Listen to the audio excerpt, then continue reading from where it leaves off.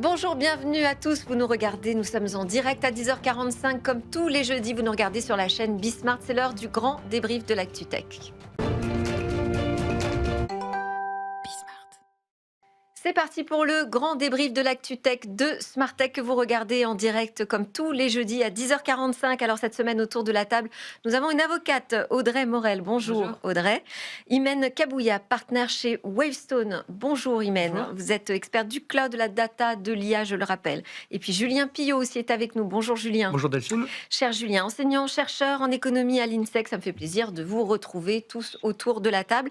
On va confronter nos points de vue aujourd'hui sur beaucoup de sujets comme d'habitude, mais en particulier la régulation numérique avec de vrais bras de fer en ce moment, avec l'Union européenne confrontée à, on pourrait dire, X slash Elon Musk slash les États-Unis.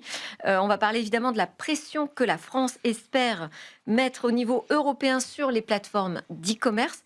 Et puis, on va s'intéresser à un guide d'implémentation des data centers en France qui a été publié par la Direction générale des entreprises. Tout ça en donnera notre opinion, sortira nos cartons rouges, nos cartons verts pour dire ce qu'on en pense. Mais on commence avec une plateforme de confiance portable. Et pour lancer cette discussion, on est connecté avec Eric Haddad. Bonjour Eric. Bonjour Delphine. Vous êtes le président exécutif de Numspot, donc co-entreprise, on le rappelle, entre DocaPost, la Banque des Territoires, Outscale via Dassault Systems. C'est ça. Et Bouygues Télécom, je dirais que vous êtes un peu le porte-étendard du cloud souverain 100% français face aux puissants hyperscalers américains. Numspot créé en 2023 et là vous annoncez un virage. Qu'est-ce qui change, Eric Haddad ? Alors, ce qui change, on a beaucoup écouté nos clients, de manière effectivement à pouvoir proposer une plateforme hybride de confiance. Donc, ça veut dire quoi une plateforme hybride de confiance? Ça veut dire la capacité à pouvoir définir le bon niveau de confiance en fonction de la sensibilité des données. Et enfin, la portabilité. La portabilité qui permet, bien entendu, de pouvoir bénéficier des services d'un cloud public, souverain, localisé en Europe, ou celui d'un cloud public et qualifié Second Cloud, donc par l'ANSSI, et enfin la possibilité de poser la plateforme sur un cloud privé. Et ça peut être effectivement le cloud privé d'un opérateur ou d'un client. Et ça permet en l'occurrence au client de pouvoir moderniser en termes de services gérés par Numspot sa propre plateforme. Donc sauvegarder ses investissements, protéger ses investissements. Donc l'intérêt de tout ça aussi, c'est la possibilité d'accéder à l'innovation. Donc en toute confiance, avec un objectif de souveraineté, de résilience numérique, pouvoir effectivement articuler, accéder pour ses propres utilisateurs ou ses propres clients un certain nombre de sujets et de cas d'usage d'innovation. On parle beaucoup d'IA, de data, et ça tourne effectivement beaucoup autour de ça. Mais historiquement, Numspot était adossé à l'infrastructure cloud d'Outscale. Là, ça veut dire que quand on dit que c'est une infrastructure qui devient, une solution, pardon, une plateforme qui devient portable, ça veut dire que vous pourriez être adossé à n'importe quelle infrastructure cloud et donc celle d'un hyperscaler américain. Alors, nous sommes adossés. Pourquoi faire ce choix ? Alors, c'est le choix de la liberté. C'est effectivement le choix de la liberté, le choix de l'hybridation. Les entreprises ont besoin de pouvoir créer de la coexistence entre leur propre investissement et des investissements futurs. Donc, on est adossé à Outscale en termes de région souveraine, région SAC Cloud, et le client a aussi la possibilité de pouvoir bénéficier des mêmes services managés, mais sur sa propre plateforme. Alors, effectivement, dans une logique européenne, puisqu'on ne raisonne pas français, mais sur une logique d'expansion européenne, on peut imaginer effectivement, et c'est notre ambition, de pouvoir adosser notre plateforme sur des infrastructures qui soient espagnoles, italiennes, allemandes, pour en citer trois, bien entendu, parmi les plus importantes. Donc c'est un choix en fait d'expansion, d'élargissement pour vous de marché et de clientèle. Ça reste quand même Numspot, l'objectif principal, c'est la question de la souveraineté. Cette souveraineté numérique, aujourd'hui, on entend beaucoup que finalement, ça peut pas être un argument suffisant vis-à-vis des clients, qu'ils ont des contraintes, des questions d'interopérabilité, de gestion de coûts. Enfin bon, c'est un peu plus complexe que ça. Et soit on arrive finalement avec des solutions souveraines qui sont aussi bonnes que celles des hyperscalers. Et là, j'entends beaucoup dire que c'est pas encore le cas et que ça va être compliqué. Soit j'ai l'impression qu'il faut accepter finalement de devenir un peu un complément sur certains services, sur certaines données, un complément des cloudeurs américains. Alors, d'une façon générale, notre proposition, c'est d'être un complément, et un ajout, et non une substitution. Les clients ont fait des investissements, que ce soit avec des Américains ou avec, d'autres acteurs, peu importe. L'idée, c'est effectivement d'apporter de la valeur supplémentaire. C'est pas de substituer Mmh. ce qui a déjà été éprouvé, ça n'a aucun sens. L'objectif, c'est de pouvoir et quand vous regardez les usages aujourd'hui que les entreprises ont besoin, ce sont beaucoup des usages de type IA et data. Ça tourne beaucoup de ça, autour de ça. Et tous ces usages sont relativement nouveaux et nécessitent des infrastructures très spécialisées. On parle de GPU et il faut pouvoir leur apporter, en termes d'infrastructure, en termes de services au-dessus, pour pouvoir gérer ce type d'infrastructure spécialisée, les bons outillages et un accès facile et liberté de choix. D'accord. Et c'est ça qu'on apporte en fait. Tous les services managés qu'on apporte au-dessus de la plateforme NewSpot, qui est horizontale par rapport à l'univers qui est très verticalisé. Il faut savoir Ouais. que l'écosystème, en général, qu'on appelle GAFAM, est très verticalisé. En fait, vous achetez en fait une espèce de verticale de haut en bas, et on en connaît les effets, puisqu'en fait, on se retrouve enfermé dans cette logique, que ce soit économiquement ou techniquement. Donc nous, ce qu'on apporte, c'est plutôt une horizontalité. Donc c'est OK. pouvoir se positionner à côté, compléter et apporter un niveau de confiance que d'autres acteurs peut-être peuvent pas apporter. OK, c'est intéressant de ce virage stratégique. Julien, une question pour Eric Haddad ou un commentaire? Bonjour Eric, un commentaire, oui, moi j'applaudis plutôt tout ce qui est fait autour de NumSpot. Je trouve qu'il y a vraiment des choses assez intéressantes qui sont faites, et notamment au niveau des certifications Second Cloud, auxquelles je suis assez attaché. Non, le point d'interrogation, c'est que structurellement, il y a toujours cette difficulté de transformer l'essai en réussissant à finalement capter plus de commandes publiques que ce n'est le cas actuellement, parce que c'est formidable de faire tout un tas de choses, de solutions de cloud souveraine. Si à la sortie la commande publique continue à passer auprès d'hyperscalers américains, je ne vois pas trop ce qu'on y gagne. Et puis Alors ça, c'est attention, une question pour Eric Haddad. c'est une question pour les Ouais. cadets, et puis peut-être une alerte également. À force d'être complémentaire, on risque aussi parfois de devenir une béquille. Et le fait de devenir une béquille nous met en position de faiblesse dans des jeux de négociation qui peuvent être d'ordre technologique ou industriel, et ne participe pas à une autre forme de souveraineté, qui est une forme de souveraineté qui n'est plus numérique, mais qui est une forme de souveraineté économique, voire éventuellement juridique. Mhm. Donc vraiment faire attention à ce niveau-là, de ne pas se mettre dans des situations de dépendance, alors qu'on essaie aussi de construire une stratégie autour des clouds souverains pour regagner du pouvoir de négociation et du rapport de force avec les acteurs étrangers. Eric, Ce que je peux répondre, oui, effectivement. Moi, je crois que, ok, j'entends le sujet de la commande publique. À la fin, ce qu'il faut, c'est être bon, en fait. Et notre objectif, c'est d'avoir la bonne proposition de valeur. C'est ça qui fera la différence. On peut espérer des choses très fléchées, etc. Très, très bien, tant mieux. Et on les accueillera de façon favorable. Mais notre objectif, c'est d'être bon et d'avoir une approche singulière qui permet de nous différencier sur un marché qui est compétitif par nature. Complémentaire, pourquoi ça veut dire complémentaire? Pourquoi on dit complémentaire? Complémentaire, c'est pas une béquille. Complémentaire, c'est pour entrer dans le jeu. Il faut savoir que l'accélération en termes de marché aujourd'hui, c'est pas ce qu'on appelle du move to cloud. C'est pas vrai. Ça a eu été. Cette espèce de move to cloud, de switch entre guillemets de choses qui étaient sur site vers le cloud, sur des raisons de coût, sur des sujets de coût. Franchement, ça a eu été. C'est pas le sujet aujourd'hui. Le sujet, c'est les nouveaux usages. Et le business des entreprises ont besoin de nouveaux usages avec l'IA et avec des sujets encore qui vont arriver, qui nous attendent. Donc c'est ces sujets en fait qu'il faut acquérir, et c'est sur ces sujets que NewSpot se positionne. Et l'accélération du marché va se faire là. Et je suis absolument sûr, c'est ma conviction, j'ai 30 ans d'expérience sur le sujet, que l'avenir, il est sur ces nouveaux usages. Donc il ne faut pas rater ce virage. Donc nous, on se positionne sur ces nouveaux usages qui vont permettre effectivement aux entreprises d'acquérir une innovation sans compromis avec la confiance. Et c'est ça en fait l'approche singulière que nous on va porter. Imen, une question ou une réaction? Oui, tout à fait. Tout d'abord, je salue le changement de ligue d'une spot, parce qu'on est passé quand même d'un fournisseur d'infrastructure à un fournisseur de services managés. Donc bravo, Ouais. on l'attendait tous sur le marché. Et moi, je vois aussi d'autres vertus en fait à cette notion de portabilité et de multi-cloud. C'est que maintenant, on peut du coup instancier même un control plane commun sur à la fois des infrastructures sur site, sur n'importe quel cloud de confiance ou pas de confiance. Donc ça, c'est la clé de voûte de la résilience. Et ça permet aussi à des acteurs qui sont extrêmement éclatés d'avoir une homogénéité technologique. Donc au lieu d'avoir des infrastructures de briques et de broc, maintenant, ils instancient quand même, ils peuvent instancier les mêmes technos. Donc ça contribue à leur efficacité opérationnelle. Et en plus, cerise sur le gâteau, c'est un facilitateur pour tous les comptes qui ont des environnements à diffusion restreinte très très régulés ou des systèmes de ce qu'on appelle des SIV. SI d'importance vitale. Avant, ils ne pouvaient pas faire de cloud. Même si l'ANSSI avait du coup facilité les choses en juillet dernier.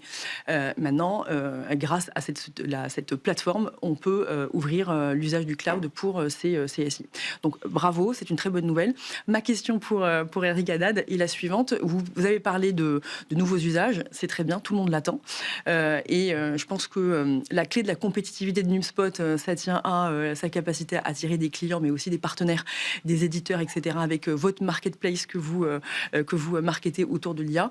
Ma question pour vous est la suivante. Quelle est aujourd'hui votre roadmap autour de l'IA? Vous parlez de IA, LLM as a service, de RAG as a service, de marketplace de plus en plus riche. Est-ce que vous pouvez nous en dire un peu plus? Et est-ce qu'on peut prendre une deuxième question en même temps, comme ça, parce que je vois le temps qui file? Oui. Alors moi, effectivement, pour rebondir sur ce que dit Imen, moi, j'ai le premier point positif quand même, c'est que vous parlez de commande publique. Moi, je pense que cette plateforme va être hyper rassurant et un vecteur d'accélérateur justement pour les acteurs publics. Parce qu'on est sur une plateforme construite, alors certes par 4 actionnaires privés, 100% français, hébergée sur les infrastructures françaises. Et donc, par conséquent, par rapport à la plateforme... Alors, vous avez Banque des Territoires... C'est quand même... Mais du coup, par rapport à des plateformes comme AWS ou Microsoft, je pense que les acteurs vont moins se sentir dépendants justement d'acteurs extraterritoriaux. Et du coup, cette plateforme, comme ça l'a été dit clairement, ne sera pas soumise aux lois extraterritoriales. Donc tout va rester sur le territoire français ou européen. Donc ça, c'est hyper rassurant. Et l'autre point rassurant, c'est le fait d'utiliser la technologie open source. Clairement, puisque du coup, les usagers ne seront plus dépendants de code propriétaire. Et ça veut dire que chacun pourra maîtriser sa donnée et les récupérer en temps réel. Et du coup, par rapport à ça, moi, ma question, c'est... alors, c'est super, cette technologie. Est-ce que, pour le coup, indirectement, ça ne va pas entraîner des surcoûts pour les usagers pour s'adapter à cette technologie, pour mettre en place des systèmes internes d'adaptation et justement pour... Est-ce qu'il y a des coûts cachés qu'on ne voit pas? Voilà, clairement. Eric, je vais vous demander de répondre très rapidement, s'il vous plaît. Aux deux questions. D'abord, oui, bien sûr, je vais féliciter Imen et puis Audrey, parce qu'effectivement, comme l'a dit Imen, quand on parle de contrôle plane commun, en fait, je vais le dire de façon différente pour l'audience. En fait, à partir de la même console, on pourra effectivement sourcer une infrastructure qui est sur le site chez le client, d'accord, et en même temps une infrastructure qui est gérée en fait par un cloud public. Hein. Donc cette capacité effectivement à avoir l'ensemble et pouvoir gérer du point de vue du DSI l'ensemble des ressources, c'est absolument fondamental. Sur la partie... Rapidement, Eric, s'il vous plaît. Oui, sur la partie open source, donc même chose pour la partie open source, en fait, l'ensemble de la plateforme est construite en open source, et donc il n'y a pas de coût de cachet, au contraire, c'est la réversibilité. Donc le fait que ce soit complètement écrit en open source, les clients auront la possibilité effectivement de revenir en arrière s'ils ne sont plus satisfaits de NumSpot, puisque c'est une plateforme open source. En ce qui concerne l'IA, nous avons... En plus des services managés de type DSI, entre guillemets, qui sont assez classiques, que la plupart des DSI, des CTO avec lesquels on a travaillé nous ont demandé de construire, donc on est dans une roadmap assez ambitieuse, mais en même temps, c'est juste ce qu'il faut. Ce n'est pas les 80 ou les 200 services que vous payez, en la finale, vous n'en utilisez que 6 ou 30 au maximum, c'est ceux qui sont nécessaires. C'est ça qu'on a voulu construire, de façon très pragmatique. Sur l'IA, même chose, on est en train de construire en fait une plateforme qui permet d'avoir accès à tout ce qu'on appelle agents, LLM, RAG, etc. Mais de façon très simplifiée. Ces choses sont très compliquées de pouvoir mettre en œuvre. On fait en sorte que ce soit très facile d'accès. Et le principal pour ces services, c'est qu'ils soient souverains. Donc on fait en sorte que l'ensemble de ces modèles soient européens ou open source et mis à disposition des utilisateurs, des clients, de façon à ce que ce soit réalisable en mode confiance. Donc, de façon Merci soi-même. beaucoup. Et résiliente. Merci Eric Haddad. Je rappelle que vous êtes le président exécutif de Nuspot. Vous avez quand même passé 10 ans au développement de Google Cloud, notamment en Europe et en France. Donc on espère que vous avez utilisé les bonnes mêmes recettes pour devenir un hyperscaler. On enchaîne, merci beaucoup. On enchaîne, nous, avec nos autres sujets. On va parler régulation numérique. Je vous ai parlé de cette séquence bras de fer en introduction. On commence avec la pression que la France espère porter sur les plateformes d'e-commerce au niveau européen. Ce lundi même, le 8 décembre, il y a 8 pays qui ont fait parvenir un petit courrier à la Commission européenne pour l'interpeller sur l'application du droit et puis sur une lutte plus efficace contre les risques liés à ces plateformes. C'est la France qui est quand même à l'initiative, faut signaler, et en particulier le ministre des PME, du commerce, de l'artisanat et du tourisme et du pouvoir d'achat qui avait organisé une grande visio comme ça avec les commissaires européens du commerce. Est-ce que ça vous semble un effet de manche ou un réveil nécessaire? Qui veut commencer? Allez, Julien. Allez, on va dire un réveil nécessaire, quoique tardif, et encore un petit peu timide. Voilà, pour D'accord. synthétiser la pensée. Réveil nécessaire, oui. Réveil, à mon avis, qui va au-delà des mots, parce qu'on a des actes, on a des sanctions quand même qui commencent à tomber. Ça s'inscrit aussi dans un contexte où il y a un changement de ton dans les relations diplomatiques. On a entendu les mots du président de la République lors de son voyage en Chine. On a vu aussi les mots d'Ursula von der Leyen très récemment vis-à-vis des ingérences américaines, notamment vis-à-vis des affaires technologiques américaines en Europe. Donc il y a un changement de ton. On attend maintenant des actes un peu plus coordonnés au niveau européen, peut-être une politique industrielle coordonnée au niveau européen de façon à pouvoir faire émerger des champions européens, peut-être fermer un peu plus nos marchés qui ne le sont aujourd'hui, peut-être réserver la commande publique un peu plus à des acteurs français et ou européens, et puis des sanctions qui soient un peu plus dissuasives et un peu plus certaines dans leur application qu'elles ne le sont aujourd'hui. C'est quel type de plateforme? Comment est-ce qu'on définit qui on sanctionne, qui on ne sanctionne pas? Est-ce qu'on se dit, finalement, si c'est pas européen, on est plus sévère que si c'est européen, par exemple?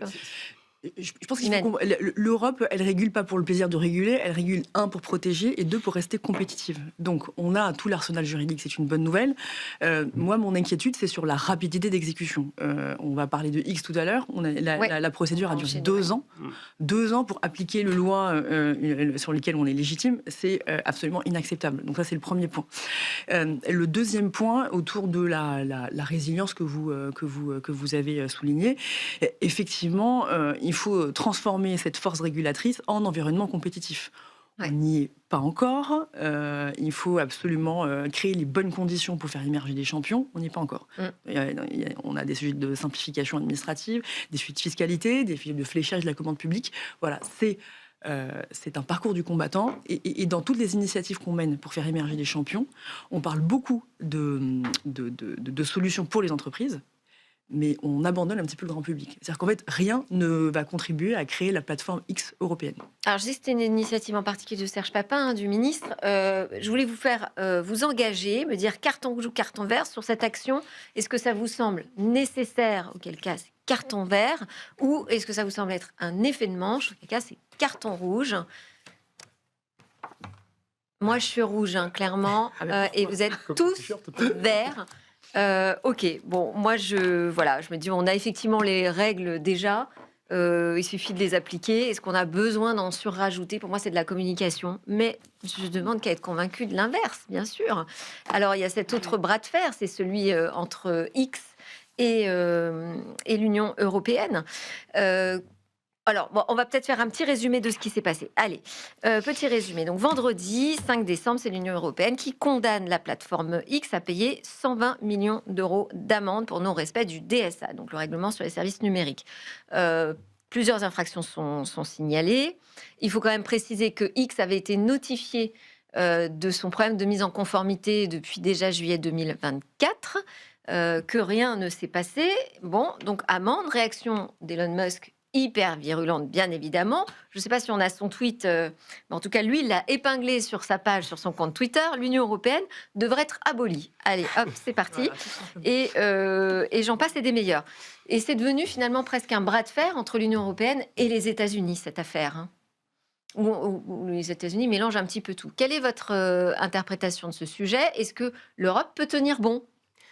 Ça Audrey. rejoint le sujet d'avant. Je pense que même si on affiche des sanctions, et c'est très bien sur le papier, entre le moment où on peut les appliquer, le moment où on les applique et le moment où elles sont vraiment mises en place de manière effective, je pense que, alors soit on ne sait pas tout, il peut encore se passer des choses, parce qu'il y a des jeux économiques derrière qu'on ne maîtrise pas, et pour le coup, même s'il y a une annonce officielle de sanctions, j'attends de voir aussi dans quelle mesure elle va vraiment être appliquée. Est-ce que X va vraiment payer Voilà, l'amende? exactement, tout à fait. Je pense qu'il y a d'autres... C'est vrai que c'est une bonne première question à poser. Ouais. Imen. Déjà, le bras de fer, il est entre pas des États et un acteur technologique. Donc, c'est pas même pas les États-Unis. Et donc, ça dit beaucoup sur la nouvelle géopolitique où on voit des acteurs émerger qui sont extrêmement puissants parce qu'ils nous offrent l'infrastructure de communication qui est vitale. Donc, notre réaction, c'est une question de survie. Donc, on ne doit absolument pas se laisser enfermer. Non seulement laisser vassaliser par les États-Unis, et surtout se laisser enfermer dans des rapports de force avec des acteurs non étatiques. Et puis, il y a eu quand même... pourquoi c'est allé aussi haut? C'est parce qu'il y a eu un cafouillage un peu sur la nature de la sanction. Ils ont, alors, volontairement ou non, je ne sais pas, mais aux États-Unis, ils ont interprété ça comme une attaque à la liberté d'expression, alors que là, on n'est pas du tout dans ce registre, on n'est pas du tout sur une enquête sur la désinformation.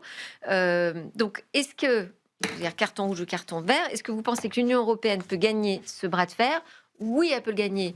Non, elle ne le gagnera pas. Tintintin. Alors Julien, oh bah, ah bah non, elle gagne ou elle gagne pas? On n'a pas de boule de Match cristal. nul, c'est pas possible. Sans boule de cristal, c'est impossible. Mais la question, c'est pas de savoir si elle peut gagner, c'est si elle a la volonté de gagner. Est-ce qu'elle va tenir bon? Parce que là où il y a une volonté, il y a un chemin. Et on n'a pas la volonté selon vous? Ou on l'a? Enfin, Je crois on sait qu'on ne chasse pas de façon uniforme et unifiée au niveau européen aujourd'hui, qu'il y a beaucoup de dissensions au sein de la Commission européenne, également au sein des États membres, et que effectivement il y a cet arbitrage à avoir entre ne pas se mettre complètement à dos l'administration MAGA, ne pas non plus se mettre à dos des entreprises qui nous fournissent aujourd'hui des services qui sont clairement vitaux. Et la volonté aussi de faire appliquer notre droit, nos valeurs et finalement d'affirmer aussi notre souveraineté et de préserver aussi nos intérêts économiques. Donc cette ligne d'arbitrage, cette ligne stratégique, elle est extrêmement fine et le problème c'est que dans une union qui n'est pas uniforme, qui n'a pas une politique industrielle clairement définie, eh bien en vérité, ça fait le jeu de tractation, et ces tractations entre les États membres, ça fait le jeu de stratégies opportunistes qui viennent de l'étranger, qui viennent des États-Unis ou de Chine.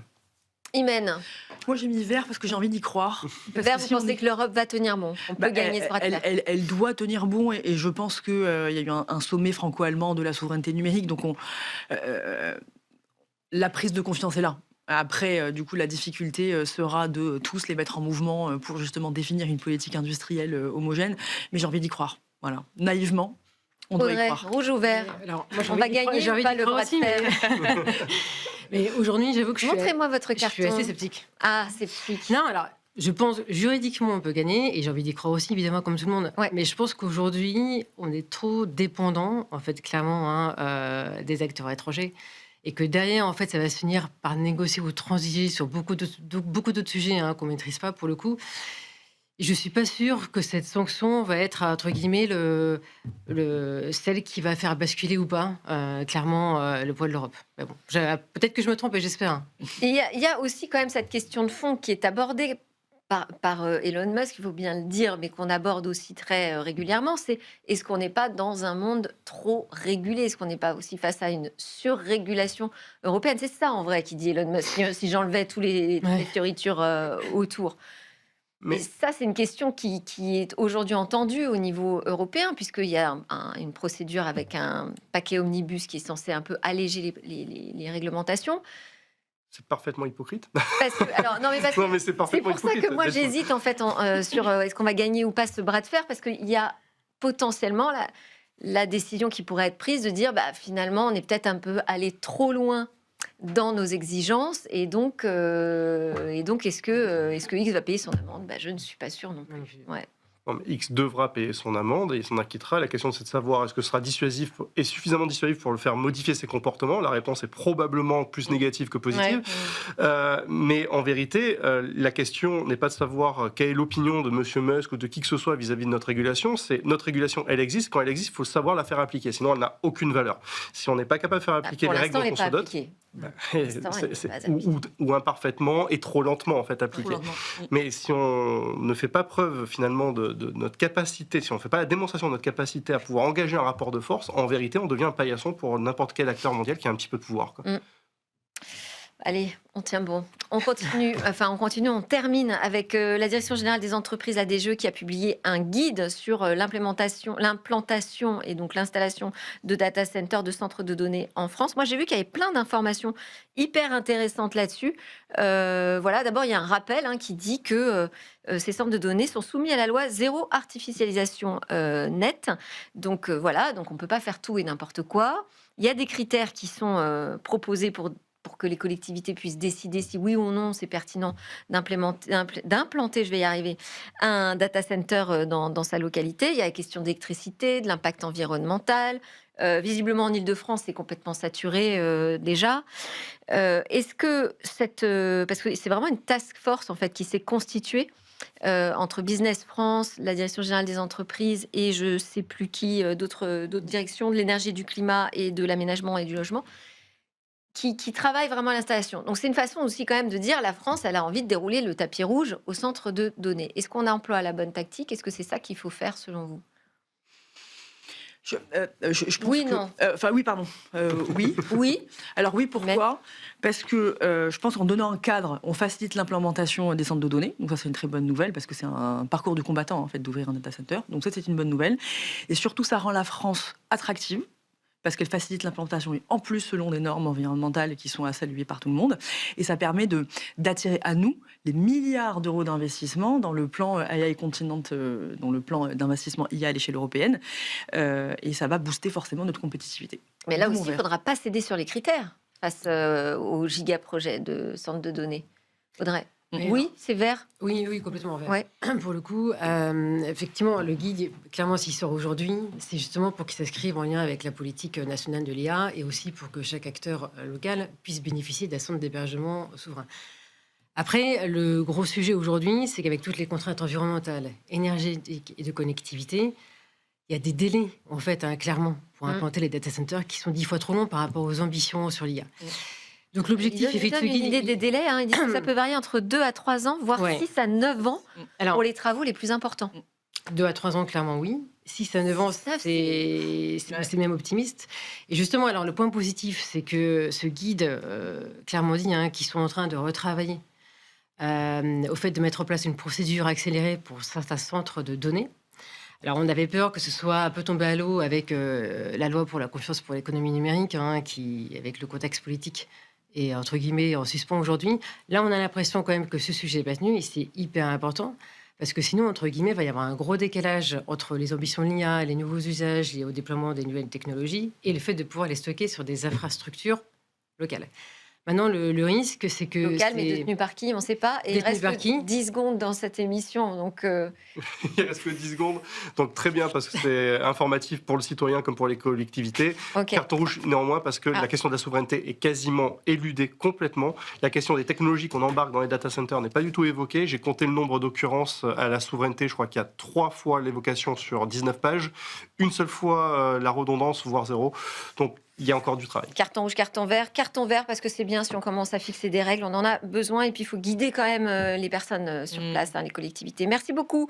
Maître Audrey Morel, Imen Kabouya de Wavestone, Julien Pillot de l'INSEC. Merci aux équipes de Bismart pour la réalisation de cette émission, à Émilie pour la préparation avec moi. Et j'étais très heureuse de vous la proposer, de vous la présenter, cette émission Smart Tech. On se retrouve à 10h45 jeudi prochain en direct.